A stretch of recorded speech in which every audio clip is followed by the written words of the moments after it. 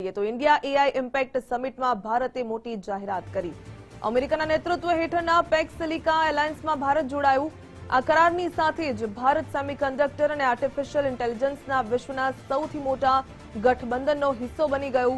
આ સંગઠનનો મુખ્ય હેતુ સેમિકન્ડક્ટર અને રેર અર્થ મટીરિયલ્સની સપ્લાય ચેનને કોઈ પણ અવરોધ વગર ચાલુ રાખવાનો, ખાસ કરીને એવા દેશો પર નિર્ભરતા ઘટાડવાનો જે આ એલાયન્સનો હિસ્સો નથી. જો કે કરારમાં કોઈ દેશનું નામ લેવામાં આવ્યું નથી, પરંતુ સ્પષ્ટ છે કે આ ઇશારો ચીન તરફ અને પાકિસ્તાન પણ આ ગ્રુપમાં સામેલ નથી. ભારત અને અમેરિકા ઉપરાંત આ એલાયન્સમાં ઓસ્ટ્રેલિયા, ગ્રીસ, ઇઝરાયલ, જાપાન, કતાર, દક્ષિણ કોરિયા, સિંગાપોર, બ્રિટન અને સંયુક્ત આરબ અમીરાત જેવા દેશો સામેલ. આ દેશો સાથે મળીને ગ્લોબલ ટેક ઇકોસિસ્ટમ તૈયાર કરશે.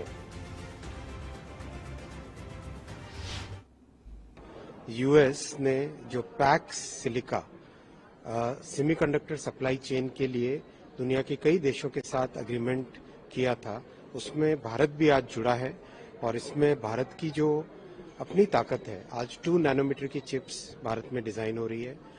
आज एक नया डीप टेक स्टार्टअप का इकोसिस्टम खड़ा हो रहा है. बहुत जल्दी एक बहुत बड़े सेमीकंडक्टर प्लांट से कॉमर्शियल प्रोडक्शन 28 तारीख से चालू होगा और जिस तरीके से सेमीकंडक्टर इकोसिस्टम तेजी से भारत में बढ़ रहा है, उसको पहचानते हुए अमेरिका ने भारत के साथ पैक्स सिलिका